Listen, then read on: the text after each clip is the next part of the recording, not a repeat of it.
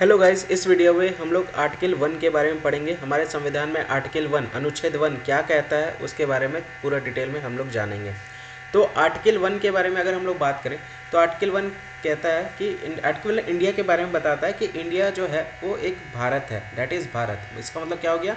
Union of state यानी राज्यों का संघ है, ठीक है, ना कि फेडरेशन ऑफ स्टेट्स है। फेडरेशन ऑफ स्टेट्स नहीं है, इंडिया यानी भारत है, बजाय राज्यों के समूह की बात कही जा रही है। दोनों में जमीन आसमान का अंतर है, ये ध्यान में रखिएगा। राज्यों के समूह के राज्यों का संघ होगा, ये ध्यान रखिएगा। यह व्यवस्था दो बातों को स्पष्ट करता है। ये दो बात बताता है, क्या बताता है? पहला कि ये कंट्री का नाम बता रहा है, और दूसरा कि पॉलिटी का प्रकार बता रहा है कि हमारे भारत में पॉलिटी का प्रकार क्या है। तो इंडिया डेट इज़ भारत जो है वो हमारे कंट्री का नाम है, जो कि स्टेट्स का यूनियन है, राज्यों का संघ है, ना कि राज्यों का समूह है। दोनों में जमीन आसमान का अंतर है, इसको समझते हुए चलिएगा। ये हमारे संविधान सभा के द्वारा ये तर्क रखा गया है, ये नाम रखा गया है, ये ध्यान रखिएगा। जब हमारे संविधान सभा की बैठक हुई थी उसमें जो कुछ लोगों ने बताया था कि हमारा कंट्री का नाम, हमारे देश का नाम भारत होना चाहिए, जबकि कुछ लोगों ने इस फेवर में थे कि हमारे देश का नाम जो होगा वो आधुनिक नाम होना चाहिए, जो कि इंडिया होना चाहिए। तो उस टाइम पे जो हमारे संविधान सभा के जो सदस्य थे उन्होंने दोनों को मिक्स करके हमारे देश का नाम रखा, that is India, that is Bharat. ये उनके द्वारा ये नाम रखा गया है। दोनों नामों को मिला करके ये नाम रखा गया है संविधान सभा के समूह के द्वारा, जो उस टाइम पे हमारी संविधान जिनके द्वारा लिखी जा रही थी। दूसरी बात ये भी बताई जा रही है कि हमारा देश जो है वो संघ बताया गया है। ये ध्यान रखिएगा, हमारा देश जो है वो संघ बताया गया है। संविधान का ढांचा संघीय है, संघीय मतलब एक साथ, एक साथ की बात कही जा रही है। यहाँ पे डॉक्टर BR अम्बेडकर जो संविधान के जनक भी कहे जाते हैं, उनके द्वारा ये बात कही गई है कि राज्यों का संघ का मतलब ये हो गया कि राज्य जो हैं वो सब एक साथ मिलकर के एक महत्व को बताया गया। उनके द्वारा एक एक कहा गया है, सभी राज्य मिलकर के एक कहा गया, यूनियन ऑफ स्टेट्स कहा गया, ना कि फेडरेशन ऑफ स्टेट्स कहा गया।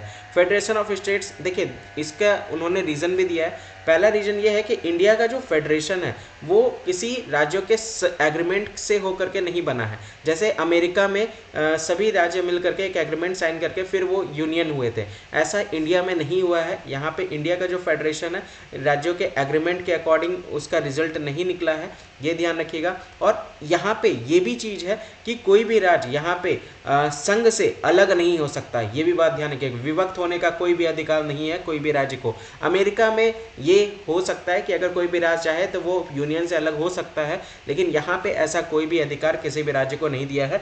यही डिफरेंसेस होते हैं राज्यों का संघ और राज्यों के समूह में, ये ध्यान में रखते हुए चलिएगा। यह संघ है, ये क्लियर कट बात में बोला गया है डॉक्टर BR अम्बेडकर जी के द्वारा। यह विभक्त नहीं हो सकता, ये इनडिस्ट्रक्टिबल बताया गया है। ये एक यूनियन है, ये इनडिस्ट्रक्टिबल बताया गया है डॉक्टर भीमराव अम्बेडकर जी के द्वारा। और ये एक इंटीग्रल होल है, एक यूनियन यानी एक भारत की बात कही जा रही है। ये बात, पूरा देश एक है जो विभिन्न राज्यों में प्रशासनिक सुविधा के लिए बांटा हुआ है। ये जो अलग अलग राज्य आप देख पा रहे हैं, ये प्रशासनिक सुविधा के लिए ही इसका जो है वो बेसिकली डिफरेंट डिवीजन आपको यहाँ पे देखने को मिलेगा। तो आर्टिकल 1 क्लियरली क्या कह रहा है? आर्टिकल 1 3 पॉइंट्स को हाईलाइट कर रहा है। पहला कि आर्टिकल 1 में जो आर्टिकल 1 में पहला जो है ये नाम को दर्शा रहा है, इंडिया डेट इज़ भारत। और आर्टिकल 1 के अकॉर्डिंग कौन कौन सा हिस्सा जो भारत का हिस्सा कहलाएगा वो यहाँ पे बताया जा रहा है। पहला, जो राज्यों के अंदर में जो एरिया आता है, जो टेरिटरीज है, जो राज्यों की बॉर्डर्स के अंदर में जो लैंड एरियाज है वो भारत का हिस्सा है। दूसरा, यूनियन टेरिटरीज की बात कही जा रही है, केंद्र शासित प्रदेश की बात कही जा रही है, संघ क्षेत्र की बात कही जा रही है, वो भी भारतीय क्षेत्र के अंदर कहलाता है, भारतीय क्षेत्र का हिस्सा कहलाता है। और तीसरा, सपोज कीजिए भारत के साथ किसी दूसरे देश का युद्ध हुआ और भारत ने उस कंट्री पे विजय हासिल कर ली, तो उस जो क्षेत्र जो देश जिस पे भारत ने विजय हासिल की है उस क्षेत्र का हिस्सा भी भारत के क्षेत्र के अंदर में कहलाएगा। भारत क्षेत्र जिसे किसी भी भारत सरकार द्वारा अधिग्रहित किया जा सकता है उस क्षेत्र को भी भारत का हिस्सा कहलाएगा। तो ये पूरा आपका आर्टिकल 1 था। आई होप ये क्लियर हुआ होगा आपको अच्छे से। तो इस तरह के और वीडियो के लिए कमेंट सेक्शन में जरूर बताइए कि ये वीडियो आपको कैसा लगा।